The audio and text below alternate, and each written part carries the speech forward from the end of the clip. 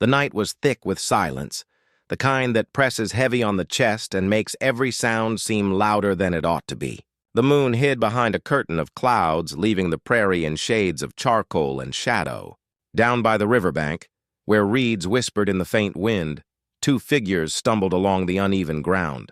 The man carried the burden slung over his shoulder, a rough burlap sack tied with frayed rope. Inside, swaddled in thin scraps of cloth, a newborn stirred. Her chest rose and fell with the shallow rhythm of fragile life, her faint whimpers muffled by the fabric around her. The woman trailed behind, her hands shaking so violently she had to clutch her shawl to keep from unraveling. She dared not look at the sack. Every time she caught the small, muffled cry, her heart clenched as if someone were squeezing it with iron hands.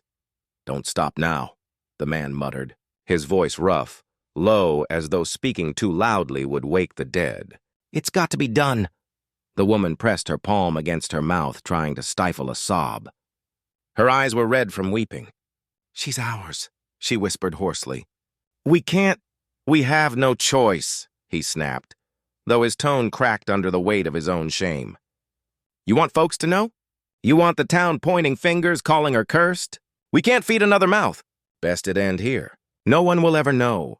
They reached the edge of the water. The man lowered the sack roughly into the reeds, as though afraid to hold it too long. The baby whimpered, the sound so small, so human, it pierced the night like a needle. The woman turned away, her whole body trembling. She clutched at her shawl tighter, pulling it over her face so she wouldn't see. "Lord, forgive us," she whispered, though the words felt hollow on her lips. The man hesitated, just for a breath, as the sack wriggled. His hand twitched, almost reaching back. But fear was stronger than mercy. He stepped away, his boots sinking in the wet earth, dragging the woman with him. They disappeared into the darkness, leaving behind the sack, leaving behind a life. For a while, silence returned. The river gurgled, frogs croaked from the far bank, and the reeds swayed as if trying to hide what had been left among them. The baby stirred again, her tiny lungs fighting against the chill night air. She made a sound, weak at first, no louder than the squeak of a mouse. Then, as though some unseen strength filled her, she pushed out a cry. "Mama!" The word was not formed, not in the way grown tongues shape it, but in the broken syllable of an infant's cry. It was unmistakable. It carried across the still water, across the emptiness of the prairie night. A sound fragile enough to be lost, but strong enough to reach ears it was meant for. The baby's cries rose again, desperate, insistent. Each sound seemed to plead for anyone to notice. Her tiny fists kicked inside the sack, her breath growing ragged with the effort. Against all the darkness, against the heartless decision of those who left her, life refused to give in so easily. And so the sack lay in the reeds, a fragile bundle of humanity abandoned to fate, yet not entirely forsaken. For in the distance, down the trail where hooves struck the hard ground, someone was drawing near. For a long stretch of time after the couple vanished into the shadows, the riverbank seemed swallowed by silence. The burlap sack lay half-hidden among the reeds, its rough fibers scratching against the fragile skin of the baby within. The air was cool, damp, and heavy with the smell of mud and stagnant water. A mosquito buzzed around, settling briefly on the baby's cheek before flying away, disturbed by the sudden twitch of her tiny hand. At first there was nothing but a faint, wet gurgle as the newborn struggled to breathe through the cloth. Her body, so impossibly small, quivered with the effort of drawing air into lungs still adjusting to the world. Her cries were not strong. They came out in broken hiccups, each one weaker than the last. The darkness seemed too vast, too indifferent to notice such a sound. But then something shifted. Perhaps it was the instinct of survival, perhaps something greater than nature itself. The baby let out a thin, piercing wail that broke into what could only be mistaken for a word. It wasn't clear, it wasn't perfect, but carried on the trembling edge of her voice was the unmistakable sound. "Ma, Ma." The cry sliced through the stillness like lightning across a stormless sky. It echoed faintly off the water, bouncing along the current, before drifting outward into the lonely prairie night. It was not the cry of hunger alone. It was a plea, a call to the world not to forget her. The reeds rustled softly, stirred not by wind but by the child's wriggling. The sack shifted, its coarse threads scratching her delicate skin as she kicked and twisted. She was too weak to escape, too small to change her fate. Yet each movement sent out a message that she was alive, that she had not yet surrendered. Above, the clouds parted briefly, and the moon cast a thin shaft of silver across the bank. It touched the burlap with a ghostly glow, as if the heavens themselves were marking the spot where innocence had been abandoned. The cry came again, sharper this time, carrying even further across the fields. Far off, an owl hooted in response, as though startled by the unfamiliar sound. The prairie dogs burrowed deeper into their dens, disturbed by the strange echo. The world seemed to pause, listening to the voice so small, so fragile, yet so unyielding. Somewhere in the distance, hooves struck the earth. Slow at first, rhythmic, steady, the sound of a rider making his way home. The horse snorted, its breath visible in the cooling night air.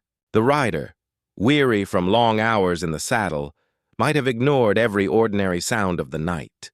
But the cry was not ordinary. It slipped into his ears, sharp and unnatural, making him pull at the reins. The baby whimpered again, softer now, as if her strength were draining away.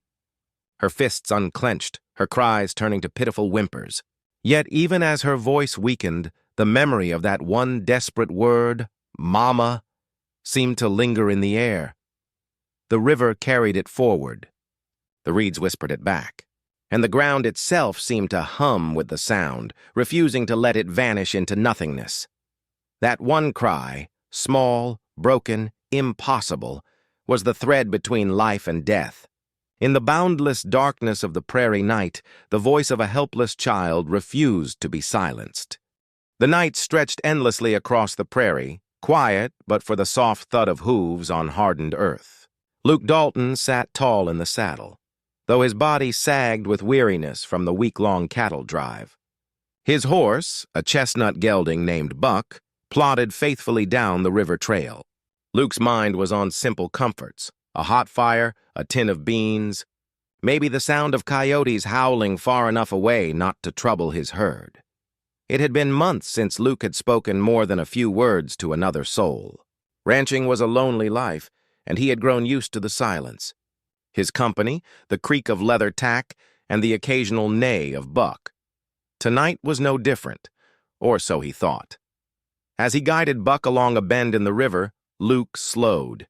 His ears, trained over years to detect danger in the wilderness, caught a sound that didn't belong. He tugged gently at the reins, leaning forward in the saddle, his eyes narrowing into the dark. At first, he thought it was the cry of some wounded animal, maybe a fox or a rabbit caught in the jaws of a predator. But no, the pitch was different, higher, weaker, and something in it tugged at the part of him he kept buried beneath years of dust and grit. "Whoa, boy," Luke murmured, pulling Buck to a halt. The horse's ears twitched, catching the faint sound too. There it was again, thin, trembling, carried by the wind. A cry that almost sounded like a word. Luke swung one leg over and dismounted, his boots crunching on the riverbank's gravel. He stood still, letting his ears guide him. The night was deceptive. Sounds played tricks, bouncing off water and reeds. But the cry came again, sharper this time, and it pulled him toward the tall grass swaying at the water's edge. With a hand resting on the butt of his revolver, habit more than need, Luke pushed through the reeds. His heart thudded strangely in his chest, though he couldn't have said why. He'd seen many things in his life: lost calves, wounded men, wild animals in their death throes. But never had he heard a sound so frail, so desperate. Then he saw it, a rough burlap sack, tied clumsily with rope, wriggling as though something inside fought to escape. Luke's stomach clenched. For a heartbeat, he stood frozen, his mind racing through possibilities. A pup? Some cruel trick? The cry rose again, muffled by the sack, and Luke's blood went cold. That wasn't an animal. That was human. He dropped to his knees, tugging at the knot with calloused fingers until it came loose. He peeled the sack open, and his breath caught. Inside lay a newborn baby girl, her skin pale, lips trembling, eyes barely open against the dark. She was wrapped in thin rags, no thicker than dishcloths, her tiny body quivering with every shallow breath. Luke stared, stunned. In all his years, he had faced storms, stampedes, even men with guns drawn against him. But nothing had shaken him like the sight of that child, abandoned and left to die. "Good Lord," he whispered, almost afraid his voice might break her fragile world. The baby whimpered again, her fist curling in the air before brushing against his thumb. The touch was light as a feather, yet it carried the weight of a plea he could not ignore. Luke swallowed hard. Whoever had left her here had meant for her to perish. But fate, or something higher, had placed him on this trail tonight. And now, with the tiny life staring up at him, he knew he could not ride away. Luke's knees sank deeper into the damp earth as his rough fingers worked the frayed rope. The knot was tight, clumsy, the kind made in haste. His pulse hammered in his ears, and though the night was cool, sweat beaded across his brow. The sack shuddered again, a pitiful cry leaking from within. With one final tug, the rope gave way. Luke pulled back the burlap, and in that instant, the world seemed to narrow to the fragile life inside. A newborn. The sight hit him like a blow to the chest. The baby girl lay swaddled in thin scraps of cloth, no thicker than rags. Her skin was pale, tinged blue in places from the cold. Her lips quivered as she drew in shallow, rattling breaths.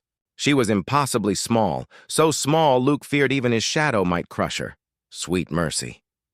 He breathed, his voice hoarse. Her eyes fluttered half open, cloudy and unfocused, yet when she whimpered again, her tiny hand shifted, brushing against the edge of his coat. Luke instinctively reached out, and her fingers, no larger than the tips of matchsticks, curled around his thumb.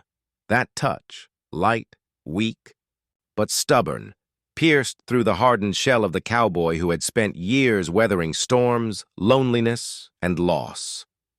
In that moment, he felt more vulnerable than he ever had facing down outlaws or angry bulls. "Who in their right mind?" he muttered, glancing around the empty riverbank as though the culprits might still be lurking. But there was only darkness, the whisper of reeds, and the endless prairie sky. Whoever had left her here had done so with no intention of return. His jaw tightened.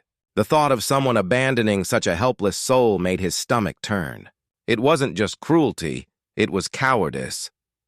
The baby stirred, her cry breaking into a sound that almost resembled a word. "Ma! Ma!" The syllable was broken, not deliberate, yet it sent a shiver down Luke's spine. She wasn't calling for him, not yet, but for the mother who had left her, and she would keep calling until her voice faded into silence. Luke swallowed hard, staring at her fragile chest rising and falling. He was no father. He had no wife waiting at home, no nursery, no warm bed fit for a child. His cabin was little more than a shack with a fire, a cot, and shelves lined with beans and jerky. He barely kept himself alive some winters. What chance did he have at keeping this baby safe? And yet, how could he leave her? The answer was clear the moment her fingers tightened around his thumb again, as if refusing to let him go. Luke's heart twisted. He'd buried his parents young, lost his brothers to war, and lived long enough to know life was merciless. But here was a child, abandoned, voiceless, robbed of any chance before she could even open her eyes to the world. If he walked away now, he'd be no better than the ones who had left her. "No, little one," he whispered, lifting her gently from the sack. He cradled her awkwardly at first, afraid she might break in his arms. She was feather-light, yet the weight of her responsibility pressed on him like a boulder. "I've got you. You won't be left here to die." Buck, his chestnut horse, snorted softly behind him as if in agreement. Luke turned toward the trail, the baby bundled in his coat against his chest. Her cries softened, her head nestled close to the warmth of his heartbeat. The cowboy straightened, resolve hardening in his eyes. The discovery had shocked him to his core, but it had also given him a choice. And Luke Dalton was not the kind of man to ride away from what was right. Luke stood at the edge of the riverbank, the baby bundled in his arms, her tiny chest rising and falling in shallow, uncertain breaths. His coat, rough and smelling of horse and smoke, swallowed her up, but at least it was warmer than the rags she'd been left in. He stared down at her fragile face, 1,000 thoughts crashing through his mind like a stampede. He wasn't meant for this. He was a cowboy, a rancher scraping by with little more than grit and calloused hands. He could mend fences, drive cattle, shoe a horse in the dead of winter, but a baby? He'd never held one before tonight. He had no wife, no family, no soft-voiced woman to help with feedings and lullabies. What could a man like him give this child? He glanced back at the sack lying in the reeds, abandoned and empty now, like a cruel reminder of the choice made by others. Whoever left her here had meant for her story to end before it even began. And truth be told, Luke could walk away. He could tuck her back in, ride off, and convince himself it wasn't his burden to carry. No one would ever know, but he would know. The thought made his stomach twist. His life had been carved from loneliness, loss following him like a shadow. He'd buried his parents before he was grown, lost his brothers to the war, and built a life of silence out on the prairie because it was easier than risking love that could be taken from him.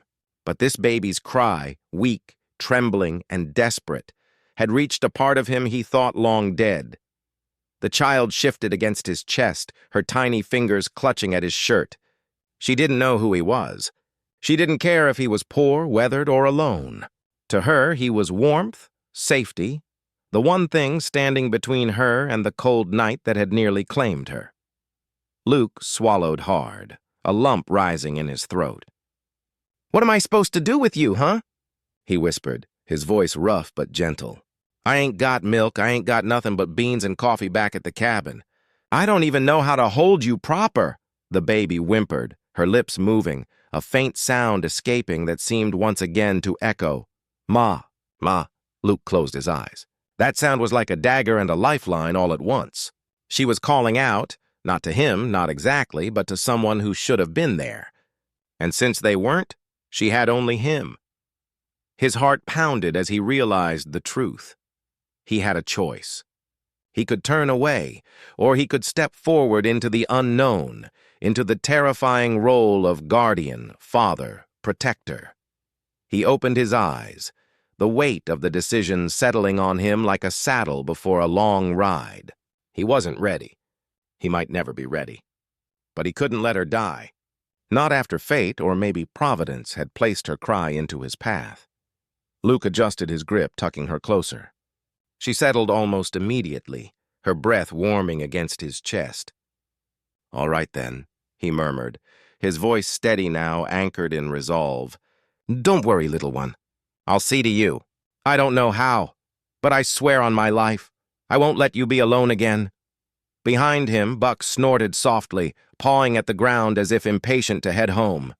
Luke glanced once more at the abandoned sack, then turned his back on it. That chapter of the baby's story was over. With the child pressed safely against him, he swung up into the saddle. The trail ahead was uncertain, but he had made his choice. Mercy wasn't easy, it wasn't practical, but it was right.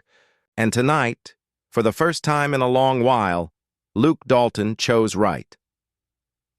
By the time Luke reached his cabin, the stars had faded to a dull shimmer, and the eastern sky showed the faintest line of gray. He pushed the door open with his shoulder, careful not to jostle the tiny bundle pressed against his chest.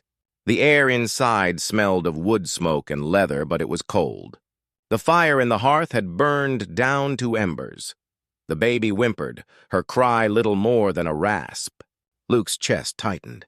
She was so small, so fragile, and already her lips looked pale.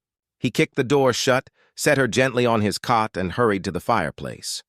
With practiced hands, he stacked kindling and logs, striking a match until flames crackled to life. Soon, warmth began to spread through the one-room cabin. Luke returned to the cot, crouching beside the baby. She was fussing, her fists waving weakly in the air. He frowned, scratching at his beard. "What in blazes am I supposed to do with you now?" he muttered. He had faced stampedes, droughts, and long winters, but never this. He knew she needed milk, but the nearest town was a half-day's ride, and the stores would be closed until morning. He thought quickly, remembering something his mother used to do when one of his younger brothers was sick. He rummaged through a trunk until he found an old piece of cloth, worn soft from years of use. He warmed some milk he had set aside for his coffee, careful not to scald it, then dipped the cloth in and let it soak. With awkward, trembling hands, he brought it to the baby's lips. She latched onto the damp rag instinctively, sucking weakly, and Luke let out a long breath he hadn't realized he was holding. "That's it," he whispered, his voice low and soothing. "You take what you can, little one." Minutes dragged by, the fire popping in the hearth as Luke sat hunched on the edge of the cot, holding the rag steady. Each time her sucking faltered, fear coiled in his stomach. What if she didn't make it? What if he was too late, too clumsy, too ignorant? He found himself muttering prayers under his breath, words he hadn't spoken since boyhood. "Lord, don't take her yet. She ain't had a chance. Give her one. Give me one." The baby's cries grew softer, less desperate, until finally she gave a small sigh and drifted into uneasy sleep. Luke eased the rag away, wiping her tiny mouth with the edge of his sleeve. He pulled his blanket from the cot, wrapping her snugly before placing her against his chest. Her head fit in the crook of his arm as though she belonged there. All through the night, Luke kept watch.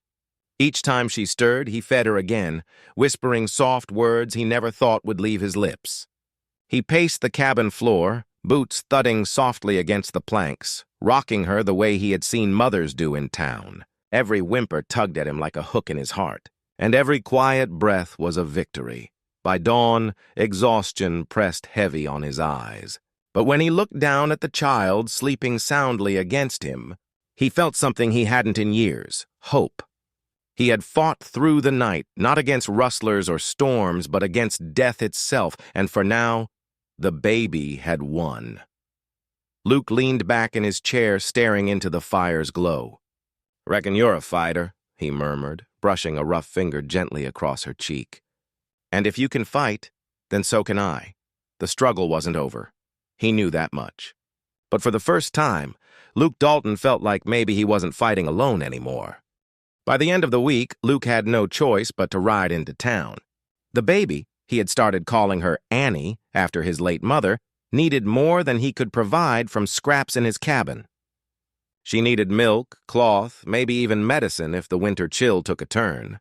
So with Annie swaddled close against his chest, he saddled up Buck and made the long ride down the dusty trail.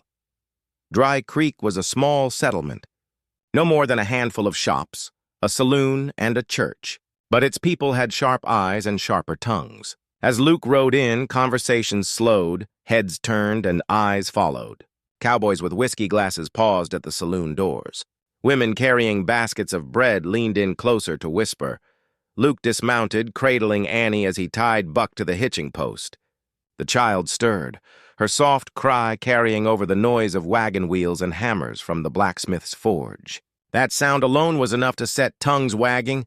"Dalton's got himself a baby," someone muttered near the general store. "Where'd he get it?" another whispered. "Ain't no wife waiting for him at that cabin." "I heard tell of a family out by the river," an older man added, lowering his voice. "Said they had trouble. Too many mouths, not enough bread. You don't reckon they'd—" Luke's shoulders stiffened. He didn't need to hear the rest. The truth, or something close to it, was already floating through town like smoke from a fire. Folks guessed at the baby's origin. Some said she was cursed. Others claimed she was proof of sin, a reminder of mistakes people wanted buried. He pushed through the store's swinging door, the wooden floor creaking under his boots. "Mr. Harlan?" The storekeeper looked up from behind the counter, his spectacles sliding down his nose. His eyes widened when he saw the bundle in Luke's arms.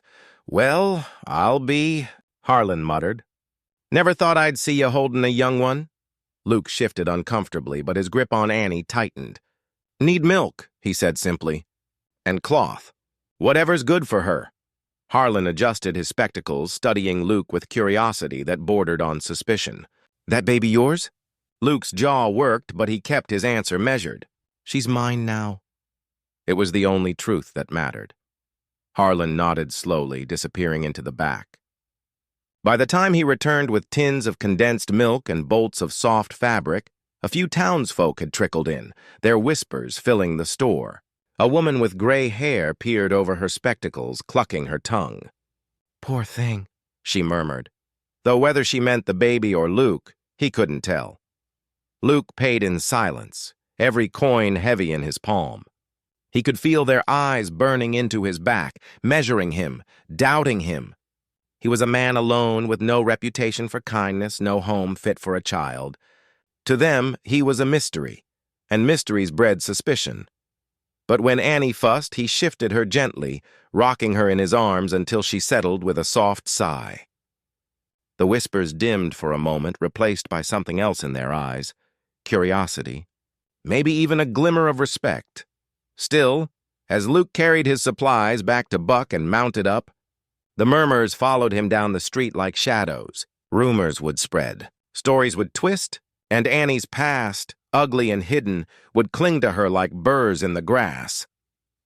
Luke tightened his grip on the reins, determination hardening in his chest. Let them talk. He knew what he had seen that night by the riverbank. He knew the fight it had taken to keep her alive. She wasn't a curse nor a sin. She was a chance. And Luke Dalton wasn't about to let the whispers of the past decide her future. The first nights with Annie had been hard, harder than any storm Luke had ever ridden through. Sleep came in stolen minutes, broken by her cries that echoed through the cabin until he stumbled from the cot to warm milk or rock her against his chest. His hands, used to ropes and reins, fumbled with cloth and bottles. Yet every mistake was met not with scorn, but with the fragile trust of a child who clung to him like he was the whole world. It was a trust that changed him. Luke had lived most of his life believing himself destined to be alone. A cowboy's bed was the open prairie, his company the wind and the cattle. Families belonged to men who stayed rooted, not to drifters like him. But now, as he held Annie in the crook of his arm, her tiny breath steady against his shirt, he felt something unfamiliar stir in his chest. Responsibility. The townsfolk's whispers still rang in his ears. Questions about where she had come from, doubts about whether he could raise her. Some said he was a fool to take her in. Others muttered darker things, that she was better off not surviving at all. At first their words gnawed at him, but each time Annie's hand curled around his thumb or her lips pulled into a crooked, sleepy smile, the noise of the world faded. She was his now. That was all that mattered. One evening, after a long day of mending fences, Luke sat on the porch with Annie wrapped in a blanket. The prairie stretched before them, bathed in the gold of the setting sun. She cooed softly, her little eyes wide as though she could see beauty in the world he had long taken for granted. "You don't know it yet," Luke murmured, rocking her gently. "But this land can be cruel.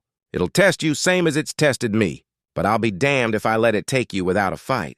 The words surprised him. He wasn't a man of speeches, nor one to wear his heart on his sleeve, but speaking them aloud made them real. He had made a silent vow the night he found her, but now he was forging it into something stronger, a promise. That night he worked by lantern light, fashioning a makeshift cradle from spare wood in the barn. His cuts were rough, his joinery clumsy, but when he laid her in it, she slept soundly, the rhythm of her breaths like a hymn. He watched her for a long time, leaning against the doorway with weary pride. From that moment on, Luke carried himself differently. When he rode into town, he no longer hung his head at the gossip. He walked into the store with Annie strapped to his chest, bought what she needed, and left with his jaw set like iron. When neighbors offered help, an extra blanket, a jar of goat's milk, he accepted without shame. Pride had no place where Annie's well-being was concerned. Slowly, the doubts that had haunted him began to fade. He wasn't just surviving anymore. He was building something worth protecting. Late one night, Annie stirred in her cradle, her tiny voice breaking the quiet. Luke bent down, scooping her into his arms. She nestled against him, her head resting near his heart. "Don't worry, little one," he whispered into the dark. "You'll never wonder if you're wanted. Not so long as I've got breath in me." And for the first time in years, Luke Dalton felt certain of his place in the world. He wasn't just a cowboy scraping by. He was a father, and he would be one until his last day. The months slipped by like sand through an hourglass, and Annie grew stronger with each passing day. Her cheeks filled out, her cries gained strength, and her laughter, oh, her laughter, rang through Luke's cabin like church bells on a Sunday morning. For a man who had once lived in silence, her joy was a sound that healed old wounds he hadn't known still bled. And it wasn't just Luke who felt the change. The whole community began to shift around the child. At first, folks had stared, whispering their suspicions. Some believed Luke had taken leave of his senses. Others hinted that the baby was a burden he'd soon regret. But Annie had a way of undoing suspicion with nothing more than a smile. When Luke brought her into town, wrapped snug against his chest, she'd stretch her tiny hand toward strangers. Hardened men who'd spent their lives behind whiskey glasses found themselves chuckling when her fingers brushed their beards. Women who had shaken their heads at Luke's foolishness softened when Annie giggled at their bonnets. Even old Widow Carver, the town's sharpest tongue, found herself leaving a jar of goat's milk on Luke's porch without a word. Luke discovered it one morning, still cool from the night air, and though no note accompanied it, he knew who it was from. The next week, there was a bundle of hand-me-down baby clothes, stitched carefully and folded with care. The transformation was slow, almost reluctant, but undeniable.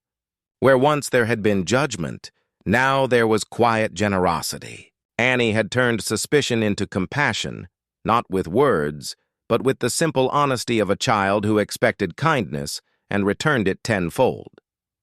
One Sunday, Luke rode into town for supplies. As he dismounted, Annie perched on his arm, bright-eyed and curious. The townsfolk gathered near the churchyard. A hush fell when Annie, seeing the cluster of people, clapped her little hands and laughed. Without thinking, she reached toward the nearest man, grizzled Tom Jenkins, a ranch hand known for his sour disposition. The man blinked, awkward and unsure. But when Annie giggled again, something in his expression cracked. He extended a hesitant finger, and she grabbed it tightly, squealing with delight. The crowd chuckled.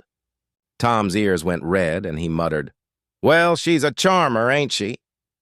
In that moment, something broke open in the townsfolk. Laughter spread, genuine and warm, and the weight of their old suspicions seemed to blow away on the prairie wind. Luke stood a little taller that day. He hadn't asked for their approval, but seeing Annie welcomed, even embraced, lifted a burden he hadn't realized he carried. It wasn't just about him anymore. Annie had a place here. She belonged. At home, Luke often caught himself marveling at the change she'd wrought in him, too. The man who had once ridden endless trails with only silence for company now found his days filled with lullabies, clumsy toys he carved from wood, and the warmth of a little girl falling asleep against his chest. His cabin no longer felt like a tomb of loneliness, but a home, messy, noisy, alive. One evening, as the sun dipped low and the sky burned orange, Luke watched Annie toddle across the yard. She fell more than she walked, but each tumble ended in laughter. Neighbors passing by on their wagons waved, calling out greetings, no longer with suspicion, but with smiles. Luke leaned against the fence, arms crossed, a quiet pride swelling in his chest.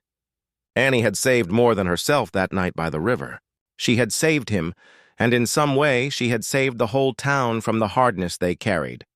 Redemption had not come from sermons or laws, but from the innocence of a child who had been left to die and instead taught them all how to live. Years slipped away like pages turning in a book. What began as a fragile bundle Luke had found in a sack by the river grew into a bright-eyed girl with a spirit as wide as the prairie sky. Annie was no longer the helpless infant who clung to life by a thread. She was sunshine walking on two legs, chasing chickens in the yard, asking endless questions, and filling every corner of Luke's once lonely cabin with laughter. Luke had aged some, his hair streaked with silver from long days under the sun and long nights by the fire, but his heart had grown younger with her presence. Where once he had only known the rhythm of hooves and the silence of the open plains, he now measured time by Annie's milestones, her first word, her first step, the first time she called him Papa. Each one was a treasure carved deeper than any brand on his cattle. The bond between them had been forged not by blood, but by choice, and it held stronger than iron.